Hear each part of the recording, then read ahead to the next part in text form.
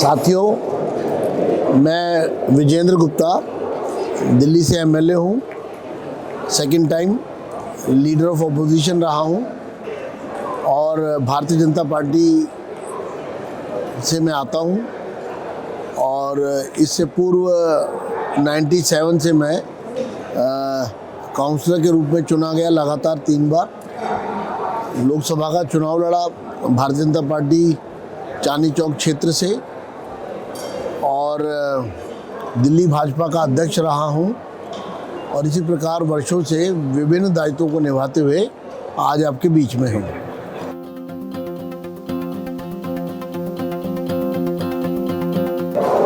दूसरा, पहले सवाल का दूसरा पक्ष, मैं रोहिणी विधानसभा क्षेत्र से विधायक हूं दिल्ली के, जो एक सबअर्ब एरिया है और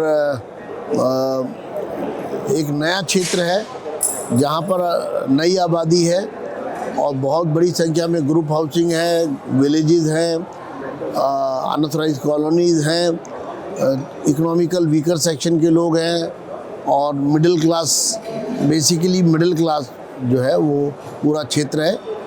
और रोहिणी दिल्ली विधानसभा का क्षेत्र जहां से मैं विधायक हूँ।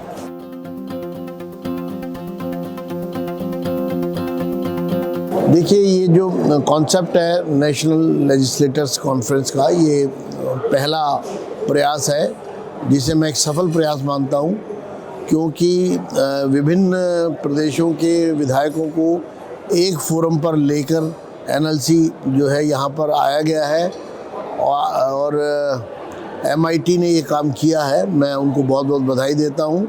यहाँ पर विधायकों को आपस में इंटरेक्शन करने का मौका मिलेगा, एक दूसरे के क्षेत्रों के बारे में, कार्यप्रणाली के बारे में जानकारी मिलेगी, और एक ऐसा फोरम जहां पर हम पूरे राष्ट्र के बारे में, अपने प्रदेश के बारे में विचार विमर्श कर पाएंगे।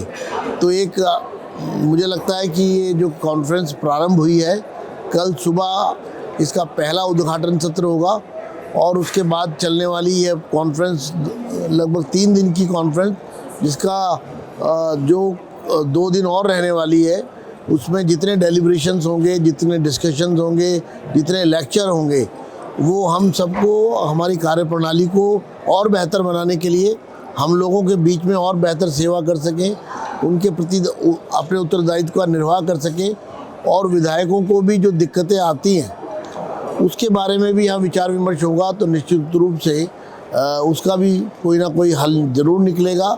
लेकिन पहला विषय ये है कि इलेक्टेड रिप्रेजेंटेटिव को एक प्रकार से ट्रेनिंग और एजुकेट करने का एक प्रोसेस भी हम इसको कह सकते हैं।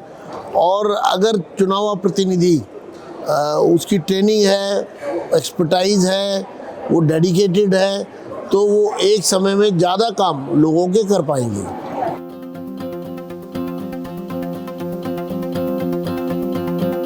बहुत ही मैं कहूँगा, बधाई दूंगा मैं एमआईटी को कि उन्होंने ये प्रयास किया है और उन्होंने एक नई सोच के साथ, क्योंकि भारत एक विशाल देश है, लोकतांत्रिक देश है और लोकतंत्र की जड़ें बहुत गहरी हैं और दुनिया का सबसे बड़ी जनसंख्या वाला देश है जिसमें 100% डेमोक्रेसी है।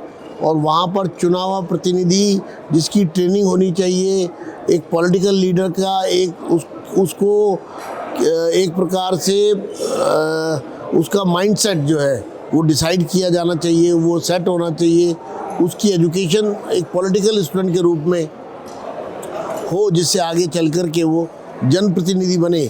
इस सोच के साथ एक पॉलिटिकल फील्ड का एक स्कूल ऑफ पॉलिटिक्स, मैं कहूँगा लर्निंग ऑफ पॉलिटिक्स, तो ये जो है एमआईटी का जो बेसिक कॉन्सेप्ट है, जो आज यहाँ इतने बड़े रूप में नज़र आ रहा है, उसके लिए मैं एमआईटी के सभी साथियों को जो उससे जुड़े हुए हैं उनको बहुत बहुत उनका अभिनंदन करता हूँ।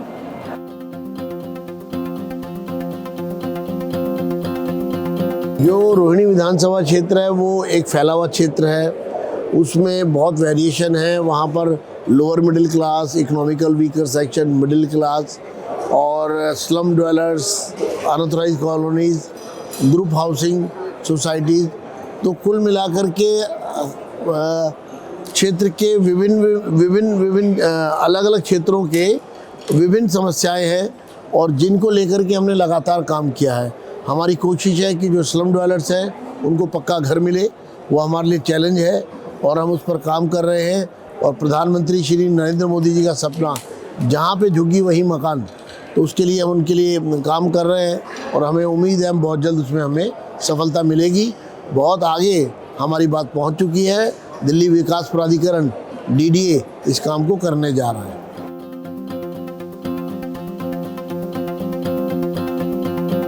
मेरा पहला चुनाव, क्योंकि मैं स्टूडेंट पॉलिटिक्स से जुड़ा हुआ हूँ छात्र नेता के रूप में, दिल्ली में मैं दिल्ली विश्वविद्यालय छात्र संघ का उपाध्यक्ष रहा।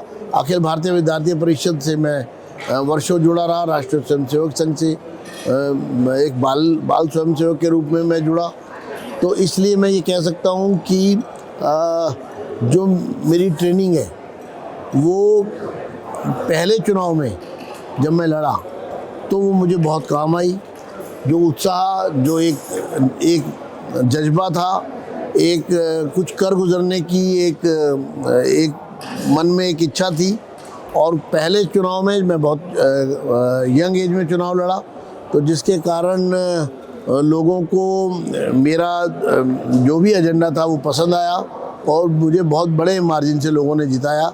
और उसके बाद 5 साल हमने अपने काम को किया और उसकी वजह से 97 में पहली बार मैं चुनाव जीता था एक कॉरपोरेटर के रूप में। और उसके बाद लगातार रोहिणी क्षेत्र से 6 बार हम लोग चुने गए हैं, लगातार बैक टू बैक।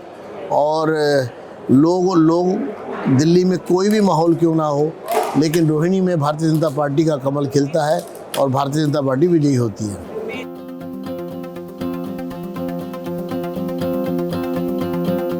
मैं यही कहूँगा कि स्वामी विवेकानंद जो एक आध्यात्मिक गुरु के रूप में और राजनीतिक दृष्टिकोण से अगर मैं कहूँ तो अटल बिहारी वाजपेयी जिन्होंने मुझे प्रभावित किया, क्योंकि मैं बहुत कम आयु में जब एक स्कूली छात्र था तब से मुझे अटल बिहारी वाजपेयी जी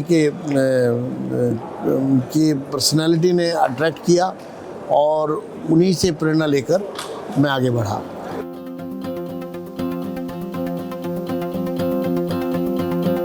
सबसे बड़ी खासियत ये है कि इसकी जड़ें बहुत गहरी है और मैं यही कहूँगा कि दुनिया में अगर लोकतंत्र का एक जीता जागता उदाहरण विश्व के सामने कोई है, क्योंकि हमारी लोकतांत्रिक प्रक्रिया इतनी पारदर्शी है, इतनी मजबूत है कि लोगों के कितने भी हिलाने के बावजूद उस पर कभी आँच नहीं आई है। भारत का लोकतंत्र सदैव बना रहे और भारत जैसे विशाल देश जहाँ बहुत भिन्नताएं भी हैं, अनेकता में एकता का जो परिदृश्य है वो साफ रूप से नज़र आता है और हमारा लोकतंत्र उसको और मजबूत करता है।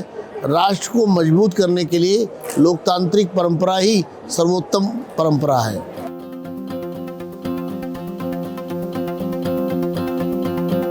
मेरा सबसे यादगार चुनाव जो है वो 2015 का भी कह सकता हूँ मैं, 2002 का भी कह सकता हूँ। 2015 में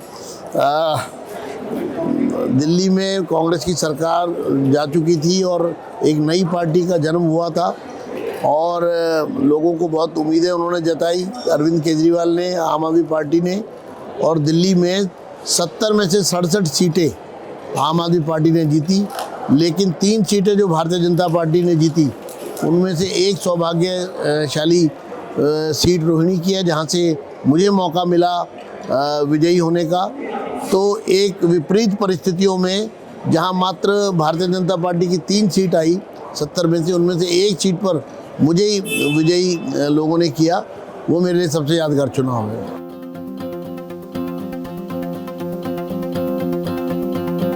मेरी सबसे बड़ी स्ट्रेंथ है मेरी सच्चाई, मेरी कमिटमेंट, मेरी ईमानदारी और साफ और स्पष्ट, क्योंकि मैं दिल से सोचता हूँ और एक कन्विक्शन के साथ काम करता हूँ। कुछ भी गलत या सही मैं पहले अपने से तय करता हूँ कि क्या मैं जो कह रहा हूँ, जो कर रहा हूँ वो सही है या नहीं है। अगर मेरी कॉन्शियस मुझे कहती है कि सही है तो मैं उस पर अड़ता हूँ और उसे लेकर आगे बढ़ता हूँ।